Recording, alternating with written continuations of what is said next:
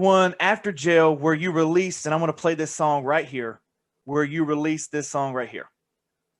Turn the radio on to remember the song. We held hands and there it was. Love. And you can hear that, right? Yeah. Okay, cool. Yeah. So I want to talk when Rainbow Man, the album, came out and the love song came out. So talk to me about that. So I was in jail for grand theft. I was stealing to support my meth addiction, and that's where I met God. He's there. Yeah. He's always where you seek him, you know.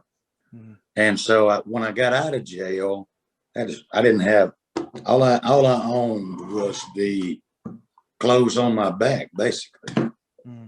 So I started working and getting my life back on track. And sorry about that. No, you're cool. You're cool. Down. No problem. Getting my life back on track. And almost 1 year to the day, I got a call from my friend Rusty Gaston, who was the reason I was in Nashville to start with.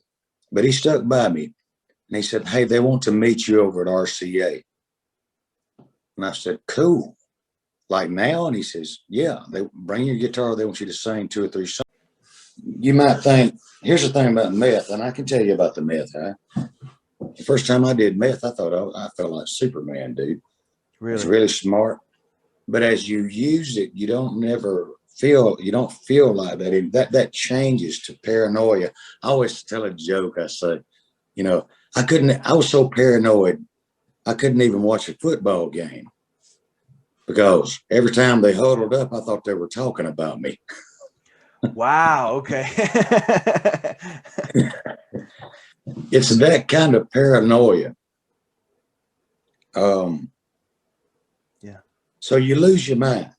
Yeah. But you don't believe you have. Right. Until you look behind you one day and you get caught. Everybody will eventually get caught.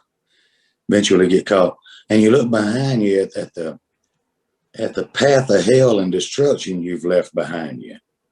Mm. Not just of your own life, but of everybody that loves you. How you've used them. You've lied to them. Some instances you've abused them. Emotionally, mentally, or physically. And if you can stop right there and say, okay, this is not how I want to live anymore. This is not. One last question for you, Jeff. That is, could you do it all over again if you had to? Would you do it all over again if you had to? Take the drugs, take being dropped off at your parents' house now. Would you do it all over again to be where you're at now? If it would help another human being, yes. If it would save one life, I would go make the same mistakes again. Do you think you've helped save lives by telling your stories? Yes, I know I have. You know you have. I know. Yeah, I know. I've seen God use me and use my story and what he's done in my life to help people to not reach for the crack pipe or reach for the bottle or reach for that thing, whatever that thing was for them that was killing them. I've seen it, and it's humbling. It's why we do what we do. Joe Galante asked me at RCA, "Okay, you got one more single. What do you want it to be?" And I said, "One Second Chance, hands down. That story's got to be told so people out there that I don't want people to make the same mistakes I've made. Right. And if they do, I want them to know there's a way out. It's Jesus Christ. It's God. Mm-hmm. And it's being willing to be changed and being willing to do the work. And we're right back where we started from. Jeff, look, it's been 4 years in the making. I finally got you on the show, and I greatly appreciate it. I really hope you had a great time doing it. I tried my best. I had a lot of fun. I'm not the most professional, so. No, man, but you're real. That's the deal. You're real. You're just you, and you do your research, and you're very informed and you're educated. You're educated more than I am. I'm just educated beyond my intelligence and capacity to handle it, but you're doing great with it. I appreciate that, man. Appreciate you. I love you, brother.